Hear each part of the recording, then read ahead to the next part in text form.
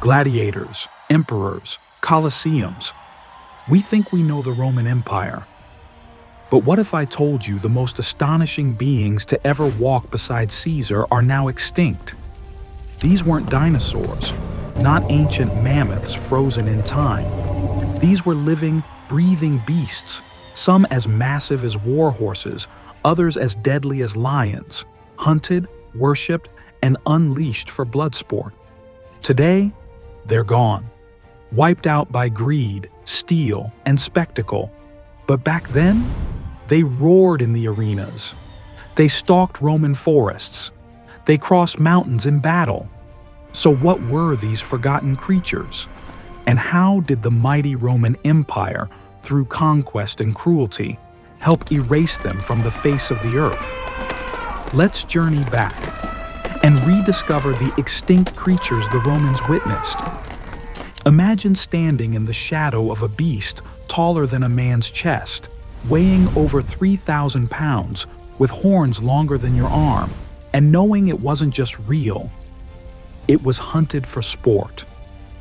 Meet the Aurochs, the wild ancestor of modern cattle and one of the most feared animals of the Roman world.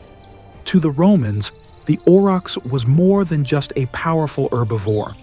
It was a symbol of strength, danger, and status. Gladiators fought them, emperors hunted them, and their massive spiraled horns were prized trophies, turned into drinking vessels or sacred offerings to the gods.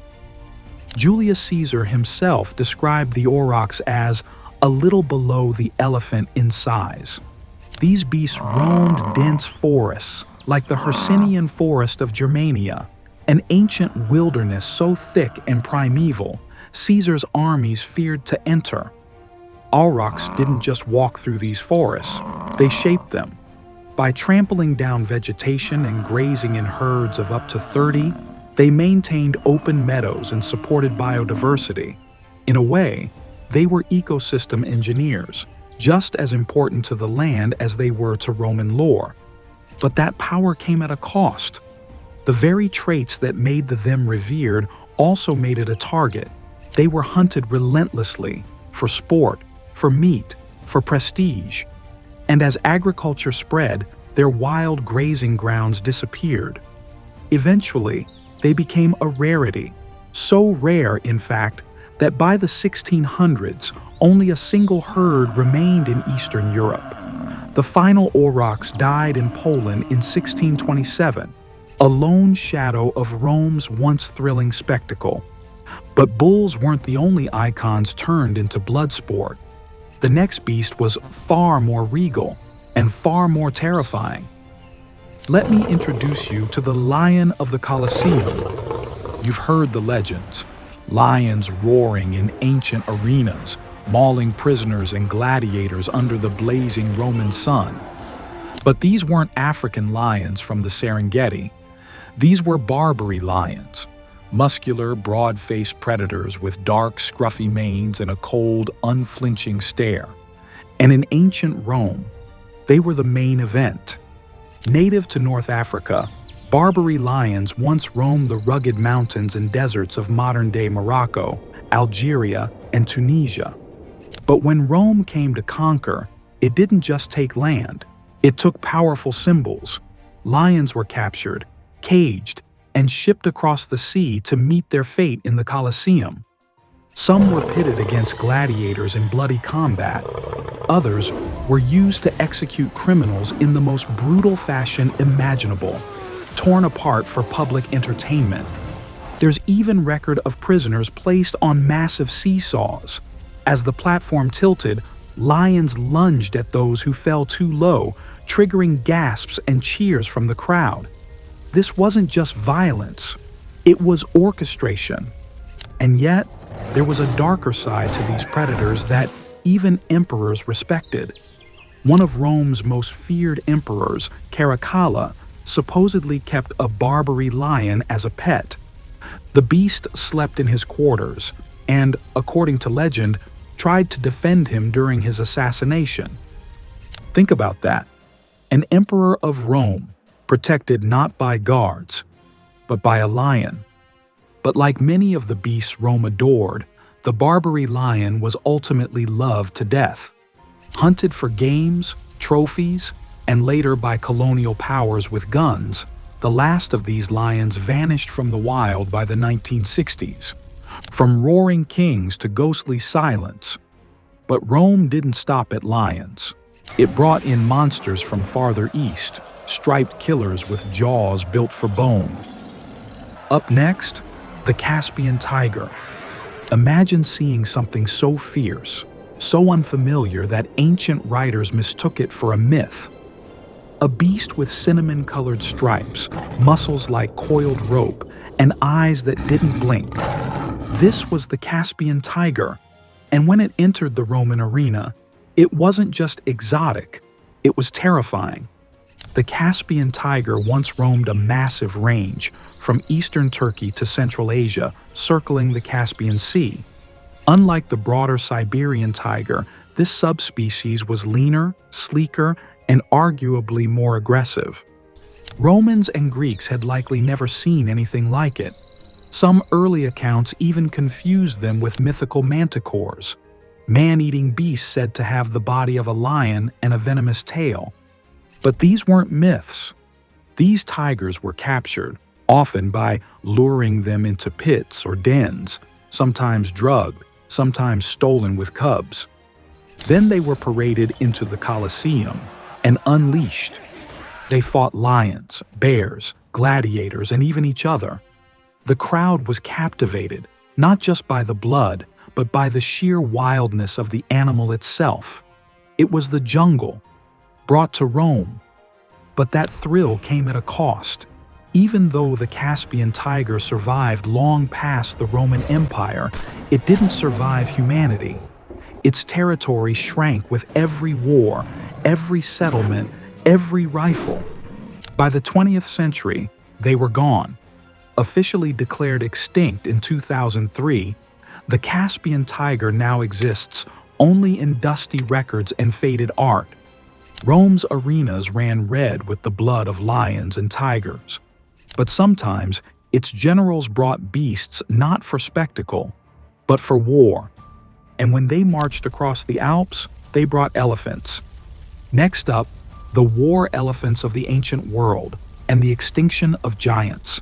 Picture this: a wall of thunder shaking the earth, trumpets blaring, and through the snow-covered Alps come elephants.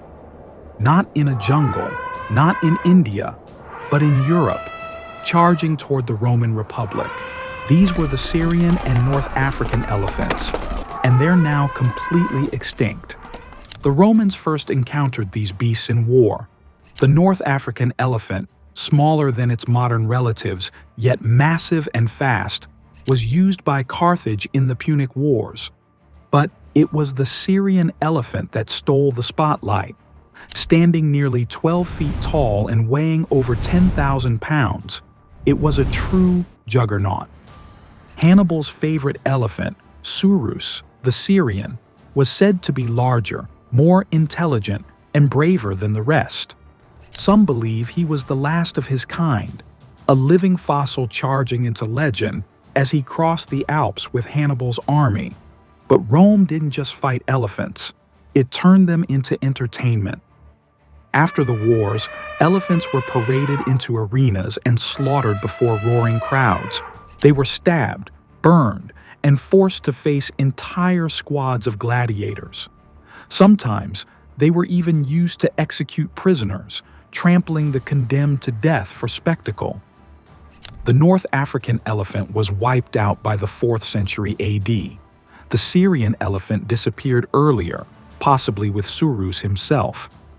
And with them, the memory of war's most awe-inspiring creatures faded into silence. But even without war, the Romans found new ways to conquer nature. And their next victims weren't giants. They were fast, exotic, feathered, and they ran for their lives. Next, the Arabian ostrich, hunted to extinction for Roman amusement. 7 feet tall, flightless, swift enough to outrun a horse. The Arabian ostrich wasn't built for battle. But that didn't matter in Rome, because in the Colosseum, speed couldn't save you. The Arabian ostrich once ruled the deserts of the Middle East. Slightly smaller than its African cousin, it was still massive, towering over most men, with elegant black and white plumage and a powerful stride. To the Romans, it was a spectacle. These birds were shipped into the empire by the hundreds, not for study or reverence, but for sport. In some cases, they were chased down by archers in arena hunts. In others, they were dressed in gold and silk, paraded through festivals, and then executed for pageantry. Their eggs were rare treasures, their feathers, fashion for the elite, their meat, a delicacy, and their lives, disposable.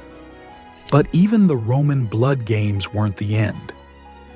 As centuries passed, the Arabian ostrich faced a new threat: modern firearms. With guns in hand, hunters wiped them out across the Middle East and North Africa. By the mid-20th century, the Arabian ostrich was extinct. There are no living specimens, no second chance, just bones, feathers, and fading mosaics of birds that once sprinted through the sand. From birds brought down by arrows, to beasts that once fought back. The next creature didn't run, it charged. It stood its ground in the forest, and it became a living legend. Coming up, the Atlas bear, Rome's blood-stained mountain predator. Snow dusted the peaks, wind carved through the valleys, and in the mountains of North Africa, something stirred, stockier than a brown bear, shorter muzzle, reddish-black fur, eyes that locked on prey with quiet precision. This was the Atlas bear, the only bear native to Africa, and the Romans turned it into a tool of terror. The Atlas bear once roamed the rugged Atlas Mountains of modern-day Morocco, Algeria, and Tunisia. It was powerful, adaptable, and elusive, feeding on roots, nuts, and anything it could overpower. But Rome didn't care about its diet. What mattered was how it fought. These bears were captured by specialized hunting guilds, starved for aggression, and then shipped across the Mediterranean, destined for the Colosseum. There, the Atlas bear became a bloodsport icon. Pitted against gladiators, lions, or even chained criminals, it would maul, bite, and thrash under the roar of the crowd. To the audience, it was thrilling. To the bear, it was execution. Rome's appetite for spectacle bled the Atlas bear population dry, and when the empire fell, the slaughter didn't stop. European colonists and hunters continued the devastation with rifles. By the 1870s, the last Atlas bear was gone. No photos, no living descendants. Just one more species turned into a ghost for the entertainment of an empire. The Atlas bear was the last to fall, but it wasn't alone. The Aurochs, once thundered through Roman forests, now extinct. The Caspian tiger, feared and admired, erased. The Barbary lion, once a royal pet, now only legend. Even the mighty war elephants, the Arabian ostrich, all gone. One by one, Rome's beasts vanished, not from old age, not from climate, but because they were too magnificent to be ignored and too valuable not to destroy. The Roman Empire is remembered for its roads, its armies, its architecture, but it also left behind something else, a trail of extinction. These animals weren't mythical monsters. They were real. They had instincts, families, territories, and all of them witnessed by Rome. And yet today, we know them only through bones, sketches, and fading stories. Rome's legacy is written in marble and blood, but its impact echoes even in silence. In the forests with no bulls, the deserts with no ostriches, the mountains that haven't seen a bear. So next time you think of ancient Rome, don't just picture togas and temples. Remember the beasts, the ones that walked with emperors, and died for applause. Thanks for watching, and until next time on our planet Extinct.